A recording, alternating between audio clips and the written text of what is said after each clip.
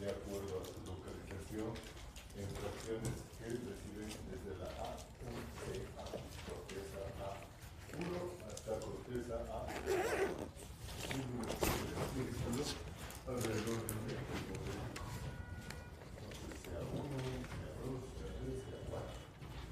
Cada una de estas regiones tiene sus conexiones propias, pero están todas interconectadas con fibras que están llegando de la periferia y están entrando a través del subículo y saliendo en realidad del subículo, la corteza abdominal, la corteza periodontal y el área parahipocampada. Entonces esta se constituye en la vía de entrada y de salida de las conexiones que hay en el hipocampo.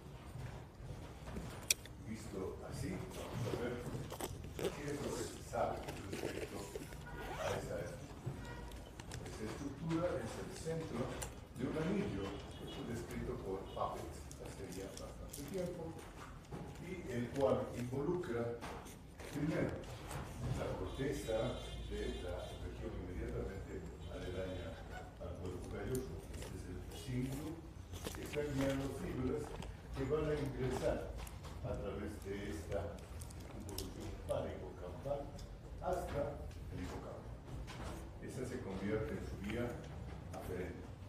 En el hipocampo se establecen una serie de conexiones y circuitos que después de eso dan salida a través de esta estructura que es la fibria en el fornix a formar este arco que está dando la vuelta alrededor del eje central de nuestro encéfalo, que son los pilares del fornix.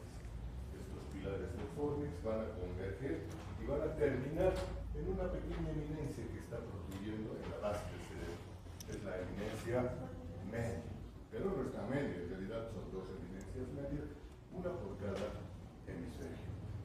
Allá se establece una nueva conexión sináptica y de allá salen las fibras que a través del fascículo amilotalámico o la cinta de Pigdacin antigua se van a dirigir al tálamo. En el tálamo van a terminar en un núcleo talámico específico, el núcleo talámico anterior, donde se establece una nueva estación sináptica. Y de allá las fibras eferentes van a volver al cinglo. Entonces van a establecer un circuito cerrado que va a procesar información y que va a devolver esa información hacia el cinglo. El cuadro que ahí fue descrito por Papez, él lo relacionó mucho con nuestro control emocional, pero fue desmentido porque en realidad hay una estructura que está muy pequeña, muy cercana, gracias, ya estoy medio afásico, pero muy cercana al hipocampo, que es la amígdala, y esta sí está relacionada con nuestro control emocional, con nuestra respuesta emocional. Pero el circuito, sin comprometer esta estructura, está más relacionado con el procesamiento de la información que nos está llegando de la periferia y que nosotros vamos a archivar en nuestros depósitos de la corteza cerebral a largo plazo. Entonces, es el circuito básico de nuestra memoria a largo plazo. Cuando se rompe este circuito, pues la capacidad de registrar información a largo plazo se altera y en algunos casos se suprime. Hay una experiencia muy interesante con sujetos que se dedican a beber alcohol y los sujetos que beben alcohol de manera crónica van dañando una parte de este circuito. Entonces se va a lesionar el hipocampo por la ausencia de una vitamina D completa. Entonces esos sujetos están bebiendo alcohol, no tienen la vitamina D y va a alterarse a la larga su memoria. Y van a tener un síndrome muy interesante que se llama síndrome de Korsakoff.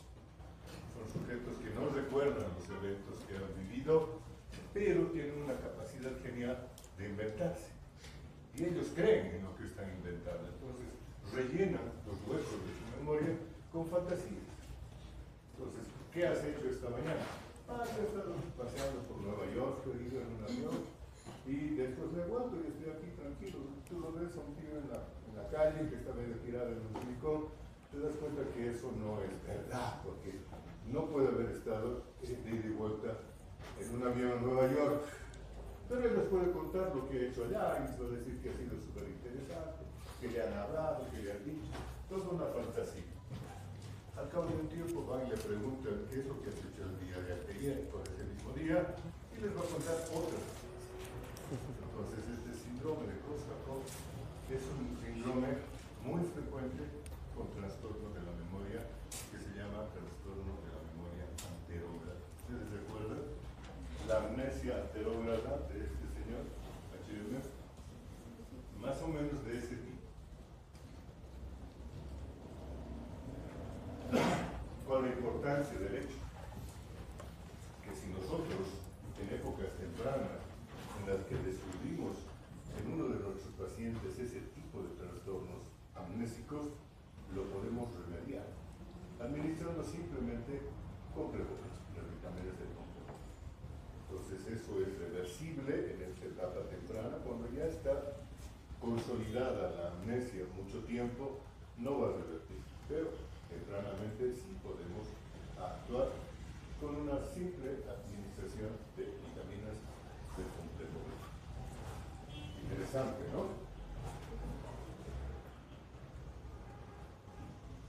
Extendiendo este concepto de circuito, vemos que el circuito no termina ni empieza en realidad en el cíngulo. Se extiende hacia la corteza dorsolateral. Y de la porción anterior del cíngulo van a partir fibras que van a conectar con el lóbulo frontal. Y de la porción posterior del cíngulo van a conectar con la corteza temporoparieto-occipital. Entonces hay radiaciones de ida y vuelta que van a conectar, ya sea con el lóbulo frontal, la parte anterior del cíngulo, o con la corteza temporoparieto-occipital, la parte posterior del cíngulo. Y esto, en realidad, es lo que permite que se vaya a almacenar la información que se ha codificado,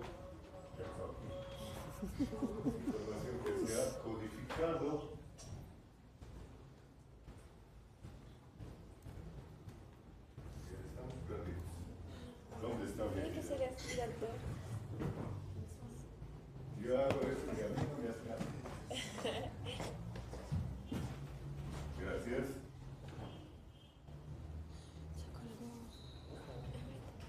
Maniobras mágicas. Un poco de humo, tal vez. Ya. Ahí está. Eres una celestial. Decía entonces que esta vía es la que va a permitir que se almacene la información que se ha codificado en todo este complejo circuito. Este circuito procesa y codifica la información y después la vuelve a devolver a la corteza para que se almacene en diferentes circuitos. ¿Ok? Se ha construido un conocimiento bastante profundo ya de cómo funcionan estas conexiones y se establece básicamente el sistema de codificación. Yo no les voy a pedir que se introduzcan en las minucias del hipocampo, por favor, con que sepamos el concepto general, que allá se codifica la información, es para mí suficiente. ¿Reconocen esto? Sí. ¿Les resulta familiar? Sí. ¿Qué es? Son imágenes del hipocampo, del mucus del hipocampo, una vez más, con una amplificación grande que nos está estableciendo cómo se conectan entre sí estas diferentes capas. Muy bien, nos vamos a dejar en lo anecdótico. Y aquí está, en un sistema organizado, esas conexiones que hemos visto ya aparentemente desorganizadas y que están estableciendo un par de circuitos. Como les he dicho, no vamos a insistir para que ustedes conozcan esos circuitos, son actividades del hipocampo, ustedes respetuosos, les voy a ayudar, pero lo que sí vamos a nosotros registrar registrar es la temporalidad de este proceso. Fíjense ustedes que acá el título lo dice todo. Nuestros recuerdos, o sea, el registro de la información que hemos codificado y que está llegando a la corteza, se va a consolidar, se va a volver estable cuando estemos durmiendo. Y eso obviamente tiene importancia práctica para ustedes, estudiantes. ¿Qué pasa si es que a última hora están haciendo sus lecturas una media horita antes de ir al examen? En ese momento comprenden todo, los retienen perfectamente, llegan al examen y no se acuerdan de nada. ¿Por qué? Porque no han dado tiempo a su organismo a consolidar esas lecturas. Apenas las han procesado, pero al no consolidarlas, al cabo de un tiempo se borran esos conocimientos y desaparecen del todo. Más o menos como ocurre con nuestras ensoñaciones. Ustedes en la mañana recuerdan, al despertar, he tenido un sueño maravilloso. Le voy a contar a mi hermano, a mi mamá, a mi papá, a quien quiera. Va, y le dice, he tenido un sueño maravilloso, ¿cuál es? Ya. Si ahí se ha borrado, evidentemente es el mismo fenómeno, el mismo proceso que hace que esa información no se consolide. Mientras que si hay sueño de por medio, cuando llega, se establece un sistema de registro que genera una memoria permanente en las cortezas frontales y temporales. Entonces es necesario dormir para consolidar nuestra memoria. Aquí hay detalles de cómo se van a formar lo que ahora se llaman los engramas epigenéticos. Ya conocemos mucho de cómo se procesa todo este fenómeno.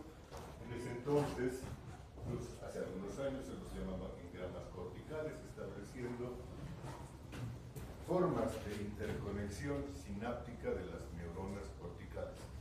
Parecían formarse unos circuitos en particular que se hacían estables y que guardaban fragmentos de información mnésica.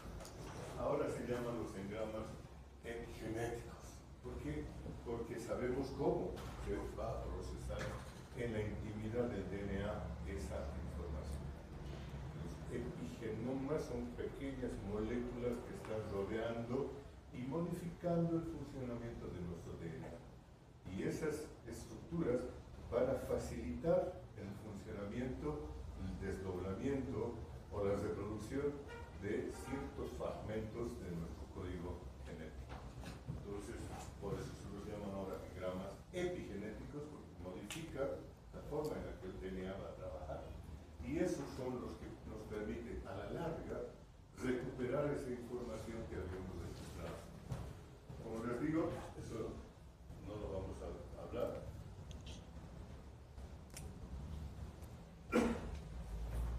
Hemos dicho que hay dos tipos de memoria a largo plazo que se pueden evocar voluntariamente. Una es la memoria episódica, nuestra memoria vivencial relacionada al tiempo, nuestra secuencia de tiempo. Es una de las dos memorias que se van a registrar de esta manera en el circuito de Fabry. La otra es la memoria semántica, la memoria de nuestros conocimientos. Ambos tipos de información siguen el mismo proceso, pero también se conservan en la corteza cerebral, pero lo hacen por dos circuitos diferentes. Fíjense ustedes, aquí estamos diferenciando los dos circuitos a través de los cuales se van a generar dos tipos diferentes de memoria. Por un lado la episódica, relacionada a tiempo, y por otro lado la semántica, más visoespacial. Y se van a almacenar en diferentes lugares. Fíjense, la corteza episódica en nuestro lóbulo frontal, la semántica en nuestra corteza temporoparietal. Cuando ustedes resuelven ese reto, estaremos felices.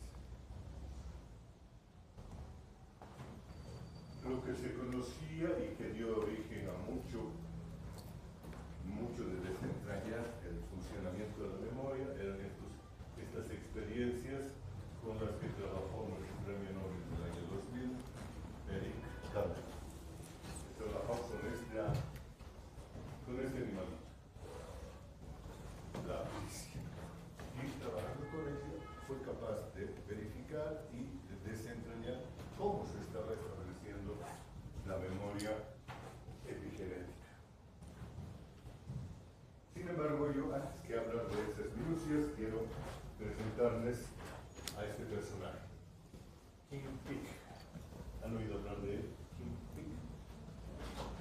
es un hombre mnemónico, no es un hombre que puede evocar muchos datos.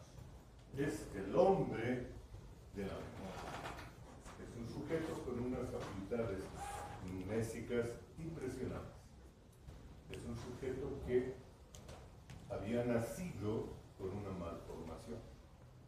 No tenía cuerpo calloso. Y obviamente sus dos hemisferios cerebrales no podían conectarse entre sí.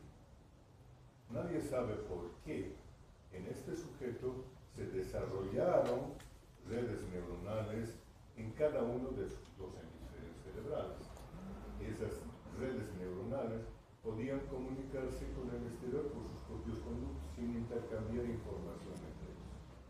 Eso que parecería ser un hándicap y que lo es evidentemente en cualquier sujeto que tenga una sección del cuerpo calloso, en él se convirtió en una ventaja. ¿Por qué? Porque tenía capacidades de registrar y evocar la información al 98%. El sujeto en su vida había leído más de 12.000 libros y los podía evocar a todos. Podía evocar cada fragmento, casi cada frase de sus libros, de los libros que él había leído. Lo interesante es cómo hacía para leer, porque él podía leer como sus dos hemisferios estaban separados, el funcionamiento de sus dos globos oculares también estaba separado. Podía leer una página del lado izquierdo con su ojo izquierdo y al mismo tiempo otra página del lado derecho con su ojo derecho. Y leía a una velocidad asombrosa, tardaba en recorrer esas dos páginas como unos 8 o 10 segundos. Era como un escáner que sacaba la información y la registraba. Y una vez que estaba registrada, él la podía evocar en cualquier momento. ¿Se imaginan esa capacidad de memoria? Fascinante, ¿verdad? Para quien al nacer había sido declarado por los médicos que asistieron a su parto que iba a ser un retardado mental. Pero, no, este sujeto tiene malformaciones cerebrales, probablemente va a ser un retardado mental. ¿Qué era lo llamativo en él? Que su cabeza era más grande. Tenía un hemisferio pequeño. Los dos, en realidad, los dos hemisferios cerebrales aumentados de tamaño. ¿Okay? Y que no estaban comunicados entre sí. Entonces manejaba indiferentemente su mano derecha de su mano izquierda, pero que trabajan conjuntamente no podía ser. Por eso él necesitaba a alguien que le ayude. Además de eso, tenía un problema en su cerebelo. Su cerebelo estaba lesionado de atrofia y él tenía problemas en la coordinación de sus movimientos. Uno del que acabamos de hablar no podía hacer movimientos coordinados con ambas manos. Cada mano se manejaba por su cuenta. Entonces no podía amarrarse los zapatos, abotonarse los botones de la camisa. Había una serie de dificultades motoras en él. Por eso necesitaba que alguien lo estuviera ayudando plenamente. Pero aparte de eso, era una memoria y el cuadro que él tuvo lo caracterizaron como el síndrome del sabio. El síndrome del sabio. ¿Por qué? Porque recordaba todo. Simpático, ¿no? Para eso nos da un poco de ilusión. ¿Podríamos nosotros tener esas habilidades? Sí, eventualmente no llegaremos a ese nivel, pero sí podemos mejorar nuestra memoria. Podemos mejorar nuestros procesos de registro y de evocación de información. Aquí hay algunos datos interesantes. Una memoria enciclopédica recordaba mapas de ciudades completas. Imagínense ustedes poder darle una miradita al mapa de la ciudad de La Paz y poder saber dónde está cada calle y cómo llegar a ella. Genial, ¿no es cierto? Podía recordar todos los códigos postales de cada lugar, las redes de las autopistas, podía recordar música clásica y fechas históricas con mucha precisión. Si le preguntaban cualquier fecha de los últimos 2000 años, podía decir instantáneamente qué día era en esa lunes, martes, miércoles, jueves. También aquí está una imagen de tomografía del cerebro.